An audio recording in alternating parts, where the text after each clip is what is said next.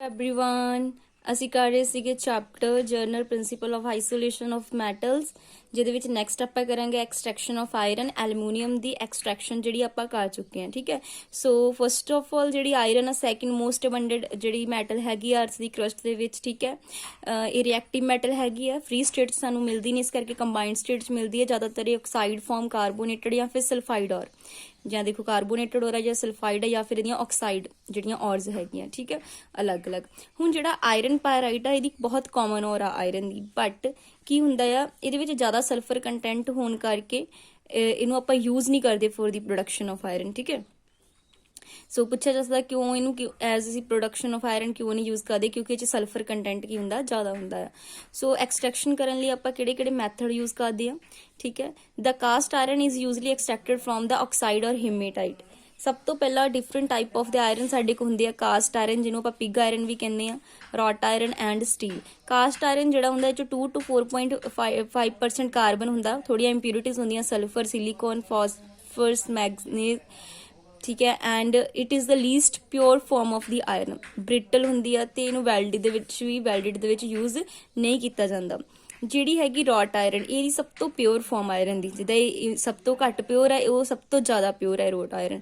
ਠੀਕ ਹੈ, ਇਹ 'ਚ ਕਾਰਬਨ ਤੇ ਅਦਰ ਇੰਪਿਊਰਿਟੀਜ਼ ਜ਼ਿਆਦਾ ਨਹੀਂ ਹੁੰਦੀਆਂ, ਮਤਲਬ ਸਿਰਫ 0.5 ਤੱਕ ਹੁੰਦੀਆਂ, ਇਸ ਤੋਂ ਜ਼ਿਆਦਾ ਨਹੀਂ ਹੁੰਦੀਆਂ। ਮੈਲੇਬਲ ਹੈਗਾ ਐਂਡ ਕੈਨ ਈਜ਼ੀਲੀ ਵੈਲਡਡ। ਠੀਕ ਹੈ, ਇਹਨੂੰ ਵੈਲਡਡ ਦੇ ਵਿੱਚ ਵੀ ਯੂਜ਼ ਕੀਤਾ ਜਾ ਸਕਦਾ। Last is steel. ਇਹਦੇ ਵਿੱਚ 0.5 ਤੋਂ 1.5% ਕਾਰਬਨ ਅਲੋਂਗ ਵਿਦ ਸਮ ਕਹਿ ਲਓ ਕੁਛ ਐਲੀਮੈਂਟ ਹੁੰਦਾ, ਇੰਪਿਊਰਿਟੀਜ਼ ਐਜ਼ ਇਹ ਸਾਰੀਆਂ ਹੈਗੀਆਂ ਆ। ਠੀਕ ਹੈ, ਸੋ ਇਹਦੀ ਪਿਓਰਿਟੀ ਜਿਹੜੀ ਆ ਪਿਓਰਿਟੀ ਹੈ ਇਹਨਾਂ ਦੋਨਾਂ ਦੇ ਬਿਟਵੀਨ ਲਾਈ ਕਰਦੀ ਹੈ, ਮਤਲਬ ਇਹ ਸਭ ਤੋਂ ਘੱਟ ਪਿਓਰ ਹੈ, ਸਭ ਤੋਂ ਜ਼ਿਆਦਾ ਪਿਓਰ ਇਹਨਾਂ ਦੇ ਵਿਚਕਾਰ ਜਿਹੜਾ ਉਹ ਹੈਗਾ ਆ ਸਟੀਲ। ਠੀਕ ਹੈ ਜੀ, ਸੋ ਇਹ ਇੰਟਰਮੀਡੀਏਟ ਪ੍ਰੋਪਰਟੀਜ਼ ਹੈਗੀਆਂ ਨੇ between wrought iron and pig iron. So clear. ਅਸੀਂ ਸਭ ਤੋਂ ਪਹਿਲਾਂ ਗੱਲ ਕਰਨ ਲੱਗੇ ਆ ਕਾਸਟ ਆਇਰਨ ਜਿਹਨੂੰ ਪਿਗ ਆਇਰਨ ਕਹਿੰਦੇ, ਉਹਦੀ ਐਕਸਟ੍ਰੈਕਸ਼ਨ ਦੀ। ਠੀਕ ਹੈ, ਸਭ ਤੋਂ ਪਹਿਲਾਂ ਅਸੀਂ ਕਨਸੈਂਟ੍ਰੇਸ਼ਨ ਕਰਦੇ ਹਾਂ। ਤੁਹਾਨੂੰ ਪਤਾ ਕਨਸੈਂਟ੍ਰੇਸ਼ਨ ਕਿੱਦਾਂ ਕਰਦੇ ਆ। ਠੀਕ ਹੈ, ਤੁਹਾਨੂੰ ਅਲੱਗ-ਅਲੱਗ ਦੱਸਿਆ ਸੀ ਮੈਥਡ ਮੈਂ। ਇਹਦੇ ਵਿੱਚ ਅਸੀਂ ਗ੍ਰੈਵਿਟੀ ਸੈਪਰੇਸ਼ਨ ਦਾ ਮੈਥਡ ਕਰਦੇ, ਜਿਹਦੇ ਵਿੱਚ ਸਭ ਤੋਂ ਪਹਿਲਾਂ ਤੁਹਾਨੂੰ ਪਤਾ ਹੀ ਹੈ ਛੋਟਾ ਕਰਨਾ ਹੁੰਦਾ, ਕ੍ਰਸ਼ ਕਰ ਲੈਣੀ ਹੈ। ਕ੍ਰਸ਼ ਕਰਕੇ ਉਹ ਜਿਹੜੇ ਆ ਮਤਲਬ 1 ਇੰਚ ਦੇ ਸਾਈਜ਼ ਦੇ ਬਣਾ ਲੈਂਦੇ ਹੋ ਪੀਸਿਸ ਨੂੰ। ਠੀਕ ਹੈ, ਕ੍ਰਸ਼ ਔਰ ਨੂੰ ਫਿਰ ਗ੍ਰੈਵਿਟੀ ਸੈਪਰੇਸ਼ਨ ਮੈਥਡ ਨਾਲ ਆਪਾਂ ਜਿਹੜਾ ਆ ਵਾਸ਼ ਕਰਦੇ ਆ with water to remove clay and sand. ਮੈਂ ਕਨਸੈਂਟ੍ਰੇਸ਼ਨ 'ਚ ਸਾਰੇ ਮੈਥਡ ਕਰਾਇਓ। ਇਹ ਮੇਨ ਇਹਦੇ ਵਿੱਚ ਪੇਪਰ 'ਚ ਕੀ ਆ ਸਕਦਾ, ਉਹ ਪ੍ਰੋਸੈਸ ਪੁੱਛਿਆ ਜਾ ਸਕਦਾ ਕਿ ਸਟੈਪ ਵਾਈਜ਼ ਕੀ ਪਹਿਲਾਂ ਅਸੀਂ ਕਨਸੈਂਟ੍ਰੇਸ਼ਨ ਕੀਤੀ ਫਿਰ ਕੈਲਕੂਲੇਸ਼ਨ ਵਿੱਚ ਕੈਲਕੂਲੇਸ਼ਨ ਯੂਜ਼ ਕਰਦੇ ਆ ਨਾ। ਪੇਪਰ 'ਚ ਇਹ ਪੁੱਛਿਆ ਜਾ ਸਕਦਾ ਕਿ ਜੇ ਤੁਸੀਂ ਕਾਸਟ ਆਇਰਨ ਨੂੰ ਮਤਲਬ ਐਕਸਟ੍ਰੈਕਟ ਕਰਨਾ ਹੈਗਾ ਤੁਸੀਂ ਕੈਲਕੂਲੇਸ਼ਨ ਪ੍ਰੋਸੈਸ ਯੂਜ਼ ਕਰੋਗੇ ਜਾਂ ਰੋਸਟਿੰਗ। ਸੋ ਇਦਾਂ ਜਿਹੜਾ ਬਣਾ ਕੇ ਪੁੱਛਿਆ ਜਾ ਸਕਦਾ। ਸੋ ਵੀ ਯੂਜ਼ ਦਾ ਕੈਲਕੂਲੇਸ਼ਨ। ਕੈਲਕੂਲੇਸ਼ਨ ਦੇ ਵਿੱਚ ਤੁਹਾਨੂੰ ਪਤਾ ਹੀ ਹੈ ਕੀ ਹੁੰਦਾ ਆ, ਜਿਹਦੇ ਵਿੱਚ ਆਪਾਂ ਜਿਹੜੀ ਔਰ ਆ ਉਹਨੂੰ ਜਦੋਂ ਕਨਸੈਂਟਰੇਟ ਕਰਦੇ ਆ ਉਹਦੇ ਵਿੱਚ ਕੀ ਕਰਦੇ ਆ, ਉਹਨੂੰ ਹੀਟਲੀ ਸਟਰੋਂਗ ਕਰਦੇ ਆ ਇਨ ਦੀ ਐਬਸੈਂਸ ਆਫ ਕਹਿ ਲਓ ਏਅਰ ਜਾਂ ਫਿਰ ਬਹੁਤ ਘੱਟ ਪ੍ਰੈਜ਼ੈਂਸ ਏਅਰ ਦੀ, ਮਤਲਬ ਜਾਂ ਤੇ ਏਅਰ ਹੋਵੇ ਨਾ ਜਾਂ ਬਹੁਤ ਲਿਮਿਟਡ ਸਪਲਾਈ ਦੇ ਵਿੱਚ ਹੋਵੇ ਤੇ ਰੀਬਰੇਟਰੀ ਫਰਨਾਸ ਦੇ ਵਿੱਚ ਆਪਾਂ ਇਹਨੂੰ ਹੀਟ ਕਰਦੇ ਆ। During this process following changes take place. ਇਹ 'ਚ ਦੇਖ ਲਓ ਕਿਹੜੇ ਕਿਹੜੇ ਚੇਂਜਸ ਹੁੰਦੇ ਆ।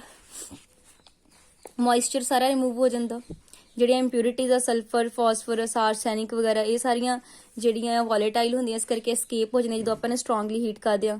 ਠੀਕ ਹੈ, ਇਨ ਦੀ ਲਿਮਿਟਡ ਸਪਲਾਈ ਆਫ ਏਅਰ ਜਾਂ ਕਹਿ ਲਓ ਮਤਲਬ ਕਿ ਜਾਂ ਐਬਸੈਂਸ ਦੇ ਵਿੱਚ ਲਿਮਿਟਡ ਸਪਲਾਈ ਲਈ ਹੋਈ ਹੈ ਇਹਨਾਂ ਨੇ ਏਅਰ ਦੀ, ਤੇ ਸਲਫਰ ਡਾਈਆਕਸਾਈਡ ਇੰਪਿਊਰਿਟੀਜ਼ ਜਿਹੜੀਆਂ ਉਹ ਬਾਹਰ ਨਿਕਲ ਜਾਣਗੀਆਂ। ਠੀਕ ਹੈ, ਯਾਨੀ ਆਕਸਾਈਡ ਫਾਰਮ 'ਚੋਂ ਕਨਵਰਟ ਹੋ ਗਿਆ। ਕਲੀਅਰ। ਉਸ ਤੋਂ ਬਾਅਦ ਅਸੀਂ ਯੂਜ਼ ਕਰਦੇ ਹਾਂ ਪ੍ਰੋਸੈਸ ਸਮੈਲਟਿੰਗ ਦਾ। ਸਮੈਲਟਿੰਗ ਦੇ ਵਿੱਚ ਕੀ ਹੁੰਦਾ, ਜਿਹੜੀ ਹੁਣੀ ਔਰ ਨੂੰ ਤੁਸੀਂ ਕੈਲਕੂਲੇਟ ਕੀਤਾ ਉਹਨੂੰ ਆਪਾਂ ਰਿਡਿਊਸ ਕਰਦੇ ਹਾਂ ਵਿਦ ਦਾ ਕਾਰਬਨ। ਕੀ ਕਰਦੇ ਆ, ਰਿਡਿਊਸ ਕਰਦੇ ਹਾਂ ਵਿਦ ਦਾ ਕਾਰਬਨ। ਠੀਕ ਹੈ, ਜਿਹਨੂੰ ਆਪਾਂ ਬੋਲਦੇ ਹਾਂ ਸਮੈਲਟਡ, ਮਤਲਬ ਇਹ ਸਮੈਲਟਡ ਹੋ ਜਾਂਦੀ ਇਨ ਦਾ ਬਲਾਸਟ ਫਰਨਾਸ। ਇਹਨੂੰ ਬਲਾਸਟ ਫਰਨਾਸ ਦੇ ਵਾਲੀ ਹੈਗੀ 'ਚ ਯੂਜ਼ ਕਰਦੇ ਹਾਂ। ਇਹਦੇ ਵਿੱਚ ਅਲੱਗ-ਅਲੱਗ ਜ਼ੋਨ ਬਣਦੇ ਆ। ਠੀਕ ਹੈ, ਦੇਖੋ ਕਿਹੜੇ ਕਿਹੜੇ ਜ਼ੋਨ ਹੈਗੇ ਇਹਦੇ ਵਿੱਚ। ਸਭ ਤੋਂ ਪਹਿਲਾਂ ਹੈਗਾ combustion zone. It is the base coke burn at to produce, ਇੱਥੇ ਕੋਕ ਬਰਨ ਕਰਦਾ ਬੇਸ ਦੇ ਵਿੱਚ।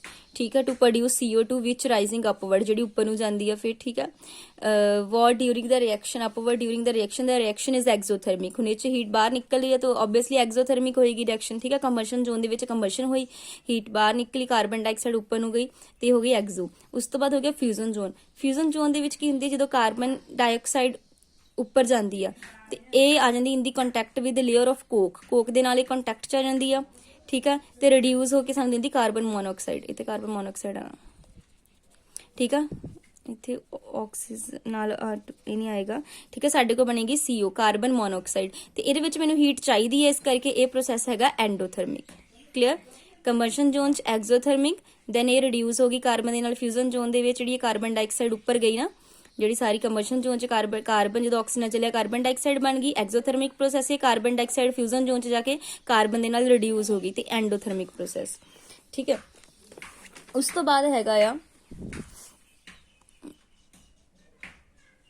ਨੈਕਸਟ ਹੈਗਾ ਆ ਐਂਡ ਹੁਣ ਇਹਦੇ ਵਿੱਚ ਕੀ ਹੁੰਦਾ ਆ, NeFe2O3 if present undergo reduction with hot coke, ਮਤਲਬ ਜੇ ਕੋਈ ਹੈ ਥੋੜਾ ਬਹੁਤਾ ਬਚਿਆ ਉਹਨੇ ਵੀ ਰਿਡਕਸ਼ਨ ਕਰ ਲੈਣੀ ਹੈ ਕਾਰਬਨ ਕੋਕ ਦੇ ਨਾਲ।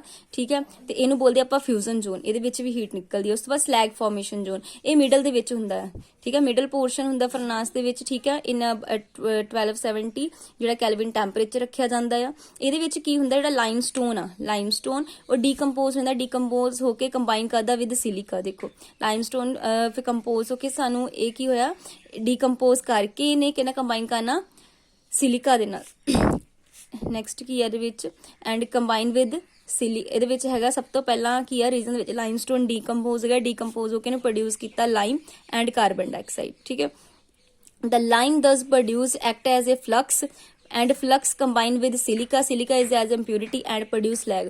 ਹੁਣ what is slag, ਜਦੋਂ ਵੀ ਤੁਹਾਡੇ ਕੋਲ ਕੋਈ ਵੀ ਫਲਕਸ ਹੋਏਗਾ, ਜਦੋਂ ਫਲਕਸ ਕਿਸੇ ਇੰਪਿਉਰਿਟੀ ਨਾਲ ਕੰਬਾਈਨ ਕਰਦਾ, this is the flux and impurity ਨਾਲ ਜਦੋਂ ਕੰਬਾਈਨ ਕਰਦਾ, that give ਸਾਨੂੰ ਕੀ ਦਿੰਦਾ, ਉਹ ਸਾਨੂੰ slag, this is a slag formation, ਇਸ ਕਰਕੇ ਇਹਨੂੰ ਬੋਲਦੇ slag zone। ਠੀਕ ਹੈ, ਇਹਨੂੰ ਆਪਾਂ ਸਲੈਗ ਜ਼ੋਨ ਬੋਲਦੇ। ਉਸ ਤੋਂ ਬਾਅਦ ਰਿਡਕਸ਼ਨ ਜ਼ੋਨ, ਰਿਡਕਸ਼ਨ ਜ਼ੋਨ ਦੇ ਵਿੱਚ ਕੀ ਹੁੰਦਾ ਆ, ਇਹਦੇ ਵਿੱਚ ਟੈਂਪਰੇਚਰ ਆਦੇ 875 ਕੈਲਵਿਨ। ਠੀਕ ਹੈ, ਦਾ ਆਕਸਾਈਡ ਜਿਹੜੇ ਆਇਰਨ ਦੇ ਹੁੰਦੇ ਉੱਥੇ ਰਿਡਿਊਸ ਹੋ ਜਾਂਦੇ ਵਿਦ ਦਾ ਕਾਰਬਨ ਮੋਨੋਆਕਸਾਈਡ। ਇਹ ਜਿਹੜੇ ਆਕਸਾਈਡ ਹੈ ਕਾਰਬਨ ਮੋਨੋਆਕਸਾਈਡ ਨਾਲ ਰਿਡਿਊਸ ਹੋ ਕੇ ਸਾਨੂੰ ਕੀ ਦੇ ਦਿੰਦੇ ਆ, ਆਇਰਨ ਮਿਲ ਗਿਆ ਫਿਰ ਸਾਨੂੰ। ਠੀਕ ਹੈ, ਇਹ ਸੀ oxide layer. This region of the furnace is called reduction zone, ਇਹਨੂੰ ਆਪਾਂ ਕੀ ਬੋਲਦੇ ਆ, reduction zone. the spongy iron produced in the reduction zone move downward slowly, और नीचे downward move करदा and melt in the fusion zone, fusion zone च आके कर ਜਾਂਦਾ ਉਹ melt ਕਰ ਜਾਂਦਾ ਆ। at the lower hotter part the main reaction is, ਉਹਨੇ ਚ ਪੁੱਛਿਆ ਜਾ ਸਕਦਾ ਮੇਨ ਰਿਐਕਸ਼ਨ ਕਿੱਥੇ ਹੁੰਦੀ, ਲੋਅਰ ਹਾਟਰ ਪਾਰਟ ਦੇ ਵਿੱਚ ਹੁੰਦੀ ਆ, ਜਿੱਥੇ ਇਹਦਾ ਆਕਸਾਈਡ ਜਿਹੜਾ ਕਾਰਬਨ ਨਾਲ ਮਿਲ ਕੇ ਸਾਨੂੰ ਕੋਕ ਨਾਲ ਮਿਲ ਕੇ ਕੀ ਦੇ ਦਿੰਦਾ, ਸਾਨੂੰ ਆਇਰਨ ਦੇ ਦਿੰਦਾ ਜੋ ਸਾਨੂੰ ਚਾਹੀਦਾ ਸੀ। ਠੀਕ ਹੈ, ਸੋ ਇਹਦੇ ਵਿੱਚ ਕੀ ਹੈ, it dissolve some carbon, silicon, phosphorus and manganese. Obviously ਅਸੀਂ ਕਿਹੜਾ ਆਇਰਨ ਬਣਾ ਰਹੇ, ਪਿਗ ਆਇਰਨ ਬਣਾ ਰਹੇ ਸੀ, ਉਹਦੇ ਵਿੱਚ ਸਾਰੀਆਂ ਇੰਪਿਊਰਿਟੀਜ਼ ਹੁੰਦੀਆਂ ਹੀ ਆ। ਠੀਕ ਹੈ, it is removed from the tapping hole, from time to time tapping hole ਚੋਂ ਇਹਨੂੰ ਬਾਹਰ ਕੱਢਦੇ ਰਹਿੰਦੇ। ਦਾ ਆਇਰਨ ਦਸ obtained ਹੈਗਾ pig iron and cast iron into the variety of shapes, ਜਿੱਦਾਂ ਦੀ ਸ਼ੇਪ ਚਾਹੀਦੀ ਉਦਾਂ ਦਾ ਤੁਸੀਂ ਬਣਾ ਲੈਂਦੇ। Cast iron is different form of the pig iron and is made by melting pig iron with the scrap iron and coke using the hot air blast। ਠੀਕ ਹੈ, ਉਹਦੇ ਨਾਲ ਆਪਾਂ ਬਣਾ ਲੈਂਦੇ ਆ। it has slightly lower carbon content, ਇਹਦੇ ਵਿੱਚ ਨਾ ਥੋੜਾ ਕਾਰਬਨ ਕੰਟੈਂਟ ਥੋੜਾ ਜਿਹਾ ਘੱਟ ਹੁੰਦਾ ਆ। ਕਲੀਅਰ, ਸੋ ਇੱਕ ਵਾਰੀ ਮੈਂ ਤੁਹਾਨੂੰ ਕਨਕਲੂਡ ਕਰਵਾ ਦਿੰਨੀ ਆ।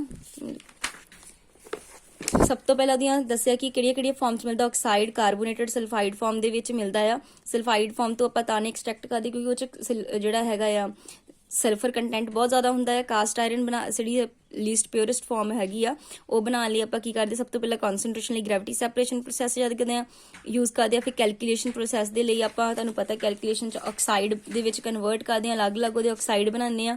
ਠੀਕ ਹੈ, ਫਿਰ ਉਸ ਤੋਂ ਬਾਅਦ ਸਮੈਲਟਿੰਗ ਦੇ ਵਿੱਚ ਇਹਨੂੰ ਰਿਡਿਊਸ ਕਰ ਲੈਂਦੇ ਆ। ਕੰਬਸ਼ਨ ਜ਼ੋਨ ਦੇ ਵਿੱਚ ਸਭ ਤੋਂ ਪਹਿਲਾਂ ਕਾਰਬਨ ਡਾਈਆਕਸਾਈਡ ਪੈਦਾ ਹੁੰਦੀ ਆ, ਉੱਪਰ ਜਾਂਦੀ ਆ, ਫਿਰ ਉਹ ਰਿਡਿਊਸ ਹੁੰਦੀ ਆ ਫਿਊਜ਼ਨ ਜ਼ੋਨ ਦੇ ਵਿੱਚ।